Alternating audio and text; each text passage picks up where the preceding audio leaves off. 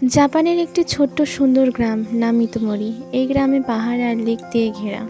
সেখানেই থাকে একটি স্কুল পড়ুয়া মেয়ে যার নাম মিসোহা। সকালবেলা মিসোহা তার দাদির সাথে নাস্তা করতে আসে। তখনই মিসোহা খবর দেখার মাধ্যমে জানতে পারে যে 12 বছরের হওয়া একবার ধূমকেতু তাদের গ্রামের উপর দিয়ে দেখা যাবে। এরপর মিসোহা তাড়াতাড়ি নাস্তা শেষ করে স্কুলের দিকে রওনা দেয় এবং স্কুলে গিয়ে দেখতে পারে কেউ তার নোটবুকে লিখে রেখেছে হু আর ইউ। টিচার মিসোয়াকে বলেন, আজ অন্তত নিজের নাম মনে রেখেছো তুমি মিসোয়া। গতকাল তো তুমি নিজের নামটুকুই ভুলে গেছিলে। তো সবাই মিসোয়ার দিকে তাকিয়ে হাসে, এমনকি তার দুই বন্ধুও তাকে দেখে হাসে। মিসোয়ার বন্ধুরা তাকে বলে, কাল তুমি তোমার ডেস্ক লকার সব ভুলে গেছিলে, এমনকি চুলও বাঁধনি। মিসোয়া বলে, আমার কালকের কিছুই মনে নেই, আর আমি কিছু মনেও করতে পারছি না। আজকাল মনে হয় আমি যেন স্বপ্নের মধ্যে আছি। রাতে দেখা যায় মিসো ও তার ছোট বোন তাদের দাদির সঙ্গে মন্দিরে একটি নাচ পরিবেশন করছে। এরপর তারা মুখে চেবানো চাল এক জায়গায় জমা করে এবং সেটা থেকে অ্যালকোহলে পরিণত হয়। আসলে এটা তাদের পুরনো এক ঐতিহ্য। এখানে মিসোর বন্ধুরা আসে এবং তাকে নিয়ে হাসাহাসি করে। মিসোর এসব কিছুই ভালো লাগে না। সে নিজের জীবন নিয়ে পুরোপুরি বিরক্ত হয়ে গেছে। তাই সে কাঁদতে কাঁদতে চিৎকার করে বলে, আমি আমার জীবনকে ঘৃণা করি, আমি এই জায়গাকে ঘৃণা করি। পরের জন্মে আমি টোকিওর একজন স্মার্ট ছেলে হতে চাই। দিন সকালে সে ঘুম থেকে উঠে দেখে সে একটি ছেলেতে পরিণত হয়েছে যার নাম তাকি। তাকি টোকিও শহরে থাকে এবং নিজেকে ছেলে হিসেবে দেখে। মিসিও পুরো অবাক হয়ে যায়। পর মিসিও ভাবে এটা হয়তো কোনো স্বপ্ন। এরপর সে স্কুলে যায়, সেখানে কাউকে চিনতে পারে না, কিন্তু তার বন্ধুরা তাকে চিনে ফেলে। এরপর তারা সবাই মিলে একটি ক্যাফেতে যায়। সেখানে গিয়ে মিসিওর খুব ভালো লাগে, কারণ গ্রামের জীবনে সে কখনো এগুলো পায়নি। হঠাৎ তার ফোনে মেসেজ আসে, তুমি কাজে দেরি করে ফেলছো। এরপর তাকে শৈলে থাকা মিসুয়া বলে, আমাকে কাজে যেতে হবে। তার বন্ধুরা বলে, হ্যাঁ যাও, কিন্তু মিসুয়া বলে, আমি কি কাজ করি। এটা শুনে তার বন্ধুরা পুরো অবাক হয়ে যায়। এরপর দেখা যায় মিসুয়া তাকে শৈলে থেকে একটি রেস্টুরেন্টে কাজ করছে, কিন্তু সে সব কাজ গুলিয়ে ফেলে। কোথায় যেতে হবে কোথায় যেতে হবে না কিছু সে বুঝতে পারে না। তবুও সে টোকিও শহরের জীবন খুব উপভোগ করে। রাতে ঘুমানোর আগে সে নিজের হাতে লিখে রাখে মিৎসোহা, কারণ কেউ তার নোটবুকে লিখে রেখেছিল তুমি কে। কিন্তু আগের দিনে কোনো কিছুই তার মনে থাকে না। ওদিকে তাকে ঘুম থেকে উঠে দেখে তার নিজের হাতে মিৎসোহা লেখা। এসব দেখে সেও কিছু বুঝতে পারে না। তারা যখন ঘুমায় রাতে, তখন তাদের শরীর অদল বদল হয়ে যায়। মানে তাকি চলে যায় মিৎসোহার শরীরে এবং মিৎসোহা চলে যায় তাকির শরীরে। পর দুইজনই আলাদা আলাদা জীবন কাটায়। তাকি শরীরে থাকে, পুরো টোকিও শহরের জীবন উপভোগ করে।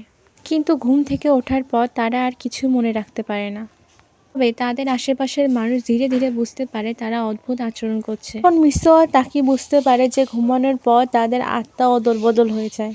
তাই তারা একে অপরের জন্য মেসেজ রেখে যেতে শুরু করে। সারাদিন তারা কি করেছে এসব লিখে রাখে।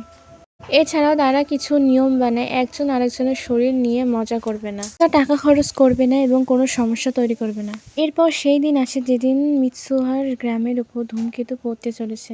সেদিন দুইজনে নিজের আসল শরীরে ছিল। মিৎসুহা তাকির জন্য একটি মেসেজ ছেড়ে যায়, যেখানে লেখা ছিল তাদের রেস্টুরেন্টে কাজ করা মিস ওকুদারার সাথে তাকির ডেট ফিক্স করেছে মিৎসুহা। অন্যদিকে মিৎসুহা খুব দুঃখী হয়ে যায়, তার চোখে পানি চলে আসে। বুঝতে পারে সে তাকিকে ভালোবেসে ফেলেছে। তাকিও ওকুডেরা সারাদিন সঙ্গে কাটায়। তো বিদায় বেলা ওকুডেরা বলে, আজ তোমাকে একদম অন্যরকম লাগছে। ওকুডেরা চলে যাওয়ার পর তাকি আবার মিৎসুহার রেখে যাওয়া নোটগুলো পড়তে শুরু করে। সেখানে লেখা ছিল, তোমার ডেট শেষ হলে আকাশের ধোঁয়া দেখতে পাবে।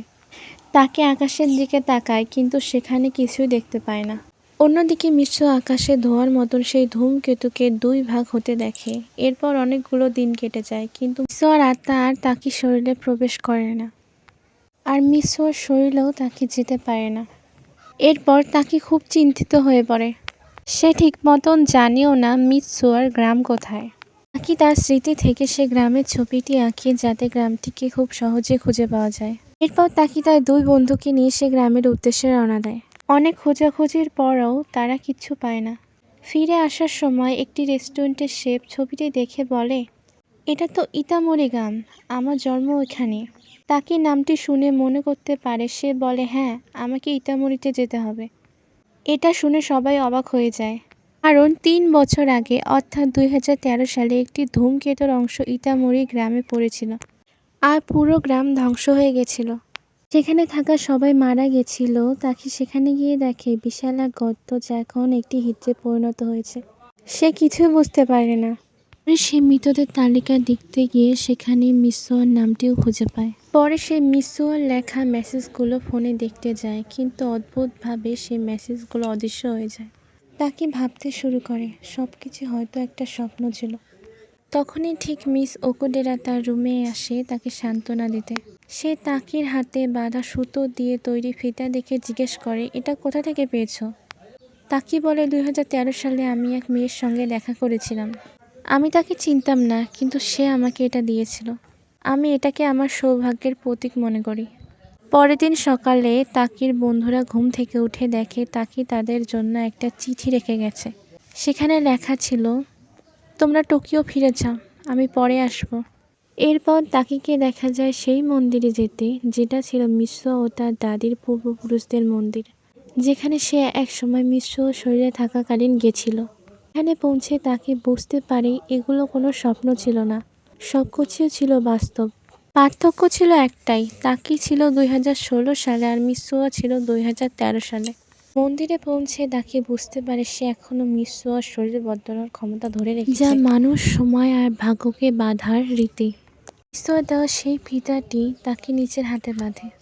তারপর সে সেখানে থাকা পবিত্র সাক্ষী খেয়ে ফেলে।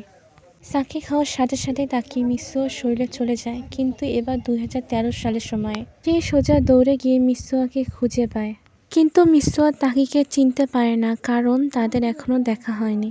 তাকে কাঁদতে কাঁদতে বলে, মিসওয়া, কাল ধূমকেতু পড়বে, সবাই মারা যাবে, গ্রামের সবাইকে সরিয়ে নিতে হবে।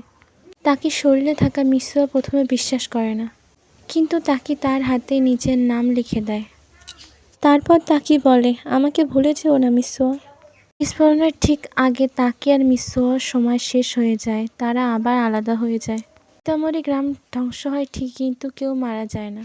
কিন্তু টুইস্ট হলো, তাদের প্ল্যান কাজ করে, গ্রামের সবাই বেঁচে যায়। গ্রাম বাঁচানোর পর তাকি আর মিসওয়ার শরীর বদলানো বন্ধ হয়ে যায়। ধীরে ধীরে দুজনে একে অপরের স্মৃতি হারিয়ে ফেলে। তাকি শুধু এতটুকুই মনে রাখতে পারে যে সে কাউকে খুঁজছে। তারা বারবার একে অপরকে রাস্তায় দেখে মিস করে যায়। শেষ দৃশ্যে দেখা যায় দুজনের ট্রেন পাশাপাশি থেমে যায়। তারা নেমে এসে একে অপরকে দেখে। দুজনে জিজ্ঞেস করে, তোমার নাম কি? তারা একে অপরকে দেখে কেঁদে ফেলে। গল্পটি এখানেই শেষ হয়ে যায়। তবে বোঝা যায় ভাগ্য তাদের আবার মিলিয়ে দিয়েছে। তো এরই মাধ্যমে শেষ হয়ে যায় অসাধারণ একটি জাপানিজ অ্যানিমে ইয়োর নেম। গল্পটি তোমাদের কাছে কেমন লেগেছে অবশ্যই কমেন্ট করে বলো। যদি ভালো লাগে একটা লাইক করো, সাবস্ক্রাইব করে পাশে থেকো। ভালো থেকো সবাই। ধন্যবাদ সবাইকে।